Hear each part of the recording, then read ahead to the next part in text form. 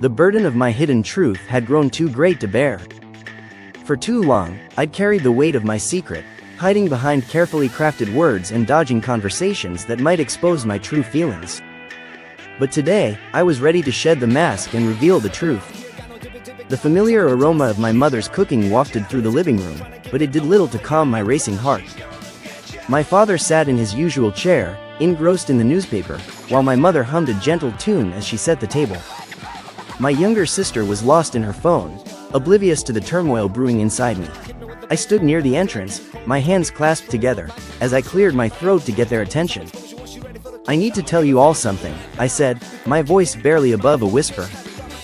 They looked up in unison, their faces a mix of curiosity and concern. My mother's smile faltered, my sister's eyebrow arched, and my father folded his newspaper, giving me his full attention. The words tumbled out of me like a dam breaking. "It's about someone I love," I said, my voice barely above a whisper. The room was enveloped in an uncomfortable silence, the only sound the steady tick of the clock on the wall. I drew a deep breath, bracing myself for the impact of my revelation. The anticipation was palpable, the air thick with expectation. The words spilled out of me like a gentle stream. My mother's smile broadened, her eyes shining with warmth. "Oh, you're finally bringing someone home," she said, her voice filled with delight. I nodded, but before I could continue, my father interjected. "Is this why you've been distant lately?" he asked, his voice laced with concern. "Because of this person?" I hesitated, my heart pounding in my chest, before answering yes. The room fell silent, the only sound the soft hum of the air conditioner. My sister's eyes sparkled with curiosity as she put down her phone. "Why would that make you distant?" she asked, her voice tinged with wonder. "Are they someone we wouldn't approve of?" The question hung in the air, a challenge to my secrecy. I swallowed hard, my throat dry, before finally speaking the truth. "I love someone, and I've kept it a secret because I wasn't sure how you'd react," I said, my voice barely above a whisper. My mother's eyes searched mine, her face a picture of concern. "Why would you think we wouldn't support you?" she asked, her voice gentle. The words tumbled out of me like a confession. "Because it's different, because it's not what you expected, because I was afraid," I said, my voice cracking with emotion. The room fell silent again, the air thick with tension. My father leaned forward, his face unreadable, his eyes fixed on me. "Different how?" he asked, his voice low and measured. I took a deep breath, steeling myself for the truth. The silence was shattered by my sister's unexpected words. "So, if you love them, why does it matter?" she asked, her arms crossed and a hint of curiosity in her voice. I was taken aback by her nonchalant attitude. My mother's slow exhale was like a gentle breeze, her nod a soft whisper of understanding. "This isn't what I envisioned," she said, her voice a delicate balance of surprise and compassion. A knot formed in my throat as I asked, "Are you saying you can't accept it?"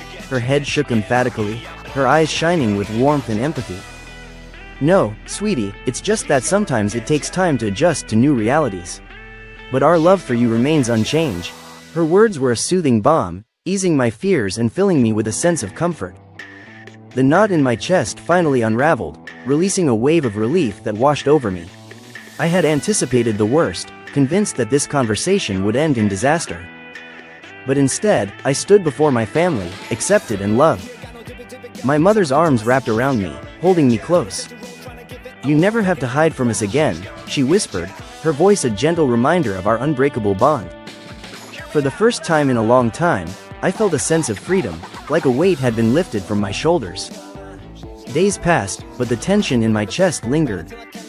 Relief had settled in, but anxiety and uneasiness about the future remained. I had faced one challenge, but another loomed on the horizon. I sat on the edge of my bed, scrolling through messages, hesitant to type out my next words. "They know now. It's time," I typed, my fingers trembling slightly. The response was immediate. "Are you sure? I don't want to make things harder for you." I sighed, rubbing my forehead, anticipating this reaction. "They need to meet you, not just hear about you," I replied, my words firm and resolute. After a long pause, the response finally came. "Okay, let's do this." The weight of reality sank deeper, and I knew that this was just the beginning. The day of the meeting arrived faster than I anticipated. My family sat in the living room, trying to appear casual, but the nervous energy was palpable. My mother smoothed her dress repeatedly, my sister kept glancing at the clock, and my father remained silent, as usual. When the doorbell rang, my pulse quickened, and I stood up, taking a deep breath before opening the door. There they stood, hands clasped together, anxiety mirroring my own. "Come in," I said softly, as they stepped inside. My mother was the first to move, offering a nervous but warm smile, and reaching out a hand. "It's nice to finally meet you," she said, her voice polite and careful. The response was equally cautious, a delicate dance of words and gestures. My father's slow rise from his seat was like a deliberate pause, his eyes scrutinizing every detail with an unreadable expression. "Welcome," he said, his voice a low, neutral tone that revealed nothing. The air in the room was heavy with tension, each second ticking by like a countdown. My heart pounded in my chest as my sister finally broke the silence with a blunt observation. "You're not what I expected," she said, her words hanging in the air like a challenge. There was a small, uncertain laugh before the response came. "I get that a lot," they said, their voice measured and careful. Despite the awkwardness, I noticed a subtle shift in the room's dynamics. My mother's shoulders relaxed ever so slightly, and my father's gaze softened. This wasn't outright hostility, but rather hesitation and uncertainty. And that, I realized, was something we could work through. The conversation started slow and cautious, with my family asking questions and each response being carefully considered. But then, something changed.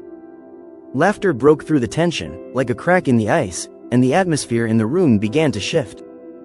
It was a small, tentative step, but it was a start. The evening unfolded like a delicate dance, with each step carefully choreographed.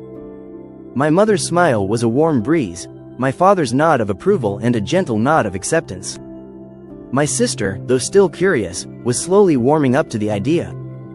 And then, my father spoke, his words like a whispered secret. "You're good for them," he said, his voice low and measured. The tension I had carried for so long finally began to dissipate, like a slow leak in a balloon. The battle wasn't over, but it was a start. As I walked my love to the door, their eyes sparkled with a glimmer of hope. "That's not as bad as I thought," they murmured, their voice barely above a whisper. I smiled, squeezing their hand, and replied, "I told you it would be okay." For the first time in a long time, I truly believed it. The night air was crisp and cool as we stepped outside, the weight of the evening still lingering in my chest. I let out a breath I hadn't realized I was holding, watching as they shifted nervously beside me. "I think your mom likes me," they said, a small, hopeful smile tugging at the corner of their lips. Together, let's craft a narrative filled with compassion, empathy, and belonging. As we embark on this journey of self-discovery, let's ask ourselves, what sparks joy within us? What values do we hold dear? Let's align our actions with our heart's deepest desires, and welcome the opportunities that arise with open arms.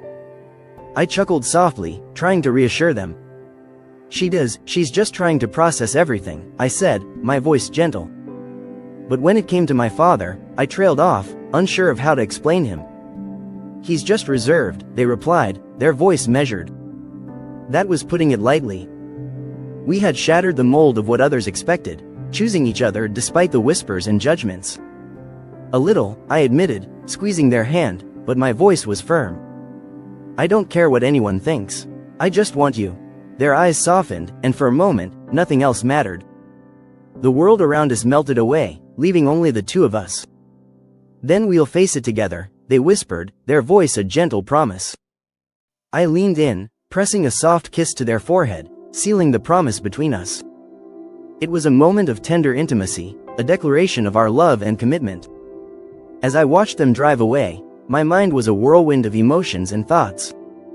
The events of the night replayed in my head like a movie, each moment etched in my memory like a work of art. The evening's events still lingered in the air as I stepped back inside. My father sat in the living room, his gaze fixed on the empty space where my loved one had sat just moments ago. I hesitated, unsure of how to break the silence. "So, what do you think?" I asked, my voice barely above a whisper. He took a long pause before answering, his eyes still lost in thought. "They're different," he said finally, his voice measured. I tensed, expecting criticism, but instead, he sighed and rubbed his hands together. "Different isn't bad, it's just not what I expected." That was the closest thing to approval I'd get from him for now, and for now, it was enough. The conversation with my father had left me with a strange mix of relief and uncertainty.